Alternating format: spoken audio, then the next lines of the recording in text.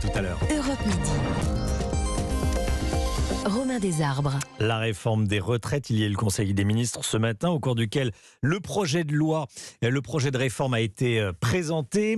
Revenir sur les 64 ans serait renoncer au retour à l'équilibre du système de retraite, a dit ensuite Olivier Dussopt, qui a donné une conférence de presse après le Conseil des ministres. On est en direct avec Pascale Coton. Bonjour Pascale Coton. Bonjour. Vice-présidente CFTC en charge des retraites. Déjà un premier commentaire sur ce qu'a dit Olivier Dussopt. Si on revient sur les 64 ans, sur le passage de 62 à 64 ans pour l'âge légal de départ à la retraite, eh bien on renonce à un retour à l'équilibre financier du système de retraite. On déséquilibre le système de retraite. C'est ce que dit Olivier Dussopt.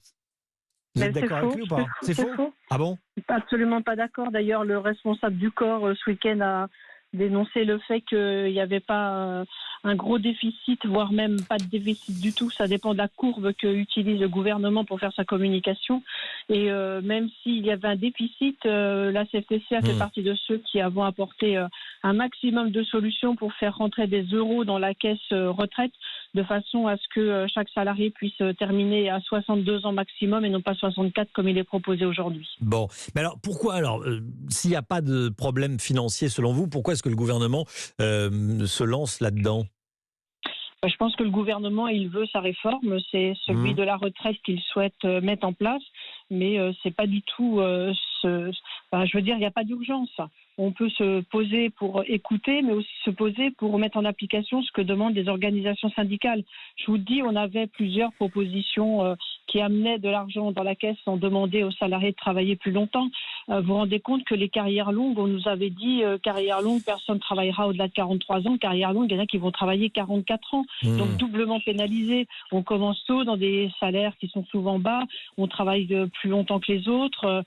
Ça va pas. On ne peut pas parler d'équité. Et puis, on voit bien les inégalités qu'il y a entre les femmes et les hommes. Dans ce système, ça perdure encore plus, puisque travailler 2 ans de plus, ça veut dire que la maternité pèse encore plus, ça veut dire que le congé parental pèse encore plus.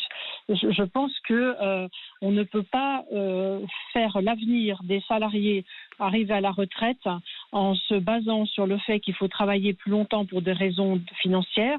De plus, on connaît le taux de pénibilité dans les emplois. On connaît aussi comment ça se passe lorsque vous êtes dépendant. Il n'y a pas grand-chose en France qui répondent à cette dépendance-là. Faire travailler les salariés encore plus longtemps, c'est les amener plus précocement dans la dépendance. Et la France ne peut pas répondre à ce système-là. Bon, il y a eu une étude d'impact qui a fuité, visiblement. Bon, il y a ce qui en ressort, selon les Échos, hausse relativement contenue de l'âge réel de départ à la retraite. En clair, ça ne va pas changer grand-chose, à quelques mois près. Bon, un report de l'âge de départ plus important pour les femmes. 2 mois de différence, mais une hausse des pensions plus marquée également pour les femmes. Donc bon, légère hausse des pensions pour tous les Français, bah oui, parce qu'on va travailler plus, 2 ans de plus. Évidemment. Et hausse des pensions plus marquée pour les plus modestes. Bon voilà, ça me semble pas être la révolution, hein. C'est pas la révolution, mais il faut demander aux salariés. Alors, on voit bien le nombre de manifestants. Aujourd'hui, on est rendu presque à 800 000 signatures de la pétition. Les salariés ne veulent pas travailler plus longtemps, surtout dans les conditions actuelles. Mais ce que je veux dire par là, c'est que c'est comme fou, hein. On nous dit qu'il faudra travailler plus longtemps pour des raisons financières. Nous, on conteste cette raison, mais on a voulu travailler pour ce gouvernement en disant on va vous trouver des solutions. Aujourd'hui, un salarié sur deux un senior sur deux est sans emploi. Si 15% de ces seniors qui sont sans emploi étaient en emploi, seulement 15%, on récupérait 10 millions d'euros. Alors, c'est important. 10 millions ? Oui, on récupérerait 10 milliards. Ah oui, 10 milliards. On récupérerait 10 milliards d'euros. Ce qui veut dire que non seulement il faudrait que les entreprises soient honnêtes et gardent les seniors plutôt que de les licencier. Et vous vous rendez compte qu'il y a des seniors qui vont se trouver en fin de droit, qui pendant leurs derniers mois avant d'atteindre l'âge légal de partir à la retraite, se repoussent à 64 ans, se retrouveront au mieux avec le RSA, au pire avec rien du tout. Or, qu'ils ne sont pas en emploi, ça n'est quand même pas de leur faute. Mais vous ne croyez pas que l'état d'esprit des entreprises peut changer ? C'est-à-dire que alors l'index senior, on verra ce que ça donnera, mais cet index senior voulu par le gouvernement, qui est contenu dans le projet, pour les entreprises de plus de 300 salariés, il faudra publier un index senior avec le taux d'emploi de senior, avec le nombre de seniors, le pourcentage de seniors dans les effectifs. Bon, avec une sanction si c'est pas publié. C'est pas une petite pression? Vous pensez pas que les entreprises, que l'état d'esprit des entreprises va peut-être changer Parce que vous pensez qu'avec l'index égalité femmes-hommes, l'état d'esprit dans les entreprises a changé. Ouais. Regardez les chiffres, il y a toujours autant d'écarts de salaire, il y a toujours autant d'écarts de pension. Non, c'est pas possible. En plus, vous publiez un tableau avec des chiffres, voilà, mais si vous continuez de licencier les seniors, si vous faites de la discrimination, vous n'êtes pas pénalisé, Ouais. il n'y a pas de sanction.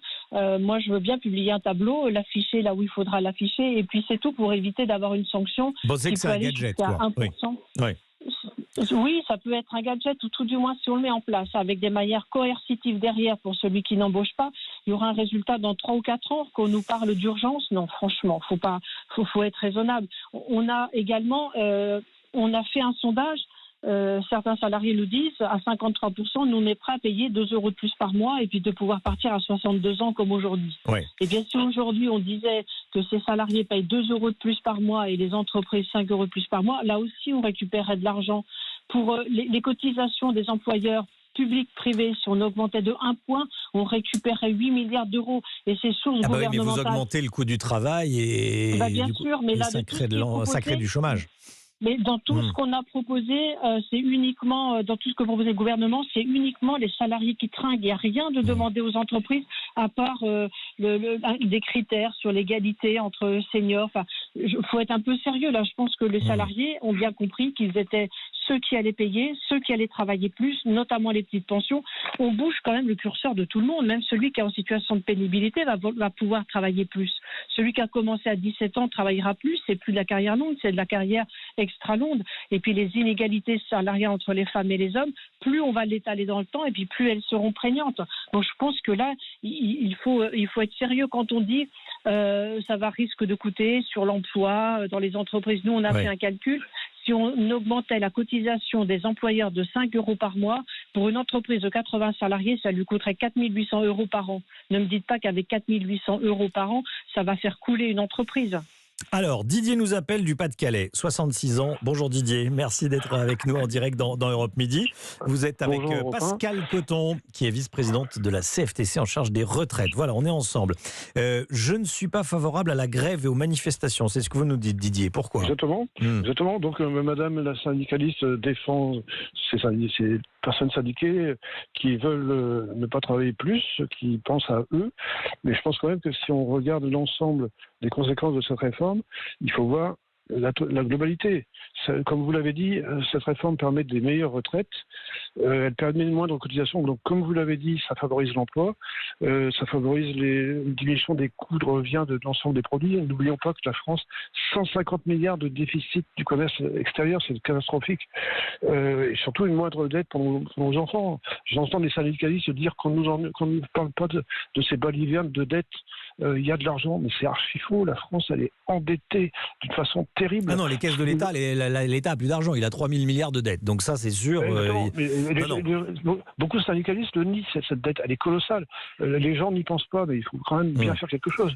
Et cette réforme des retraites, elle permet justement à l'État d'économiser un peu sur ces charges colossales, en particulier les retraites des fonctionnaires. Alors moi, ce qui me choque particulièrement, c'est l'attitude de la SNCF. La SNCF qui est abreuvée de finances publiques, qui est déficitaire énormément depuis très longtemps, des gens qui ne sont même pas concernés par la réforme et qui vont nous paralyser comme ils nous ont paralysés à Noël. Et là, je leur en veux beaucoup. Ouais. Je pense à tous les gens qui ont fait 2000 km comme des gens proches de moi parce que leur billet a été supprimé in extremis, qu'ils ont eu du mal à rejoindre leur famille. Là, j'ai vraiment une extrême colère contre ces gens. Par contre, je félicite la majorité d'employés de la SNCF qui n'ont pas fait grève. On oublie de dire la majorité des employés de la SNCF n'a pas fait grève la semaine dernière. Donc là, je suis particulièrement choqué par la SNCF. Je suis choqué aussi de voir des lycéens dans la rue, alors qu'ils sont les premiers concernés par l'intérêt pour cette réforme. Là, on leur prépare un pays endetté à mort, et il y a vraiment des populistes qui arrivent à les sortir dans la rue. Là, je trouve que ça, c'est vraiment la honte totale. Donc il y a des gens... Oui, ça vous énerve, ceux qui ont les moins de 50 ans, ceux qui ont 20 ans ou 18 ans et qui pensent déjà à leur retraite. Oui, c'est n'importe quoi. Alors, il y a des gens, bien sûr, le travail est dur. J'ai entendu l'autre jour à la télé une dame de 30 ans qui dit « je n'irai jamais à 64 ans ». Déjà, moi, à mes 30 ans, j'en ai marre. Mais, donc, il y a des gens, ils ne sont peut-être pas dans la bonne voie. Il y a des gens qui ont effectivement des problèmes. Il y a des problèmes de santé aussi, des Pascal problèmes Coton, quand vous entendez Didier dire ça, effectivement, on entend des gens qui ont 30 ans et qui disent « je serai cassé à 64 ans » et qui font un métier qui n'est pas plus pénible que d'autres, j'en sais rien. Je pense à des professeurs, des gens qui travaillent, qui ont des métiers, oui, j'allais dire comme tout le monde. Qu'est-ce que vous dites, vous ?